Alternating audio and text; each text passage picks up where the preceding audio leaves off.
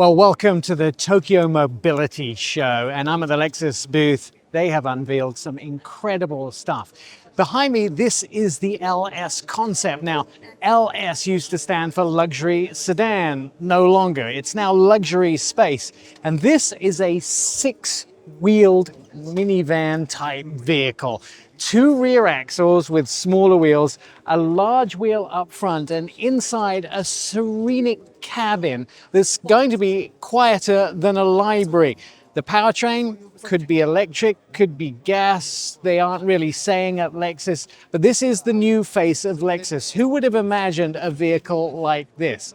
High-end luxury materials and driven by AI. When I say AI, it'll do autonomous driving, but the cool thing is the AI is all about the safety and functionality of the vehicle. And that means it's going to predict accidents and prevent them, plus giving you the most serene feel when you travel in it. But this is one of four vehicles that they introduced at Lexus, and you wait till you see some of the others.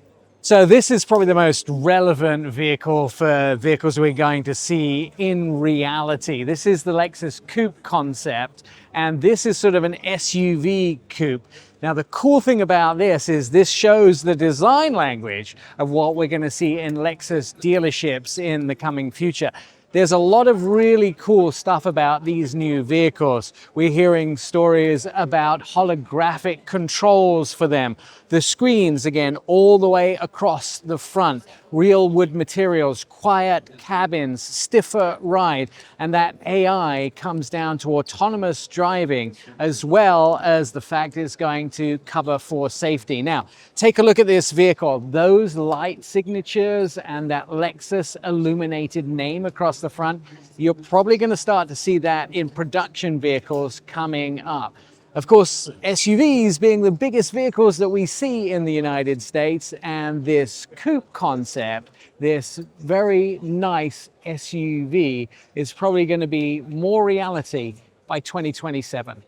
Now, this is the Lexus Sports Coupe. This is not the first time we've seen this vehicle. It was actually secretly rolled out at the Quail over the summer. But you'll notice that these vehicles now have a yoke on the inside. This is going to be the new thing for Lexus. They're going to be starting to roll out yokes for those people that do enjoy driving. But all of these vehicles are going to have autonomous capability. How much? Level 3, 4, or 5, we don't know yet. But this is the heart of Lexus, the performance, and it's a good-looking performance. But remember, things like camera mirrors, not yet legal in the United States, so when we get the production version of this, we're going to see a slightly different look to it. And don't forget, Lexus are resting some of their vehicles. We're going to see the end of things like the IS. This could be what replaces it. So this is the one vehicle that really got my attention, and that's because it sort of reminds me of a Cocoon. This is the single-person luxury carrier. It's autonomous, no question about it. There's no way to actually drive this, but it's kind of like a lounge chair. So you get on the lounge chair, you have food, you have drink, and then it closes around you like a cocoon. So it's sort of like a businessman who just wants to travel somewhere and just lie and relax in complete comfort. Entertainment, you can actually sleep while the vehicle drives, but it's also very luxury, very Lexus. They didn't want this to look like a vehicle. They wanted it just to be a perfect, serenic travel space. We're hearing about a lot of holographic stuff on the inside of these vehicles and a lot of high-end materials. I'll tell you right now, if I could get one of these, it would take me and the 6 dogs, I'd be in. I'm Nik Miles at the Tokyo Motor Show, and I have to tell you, I love my job.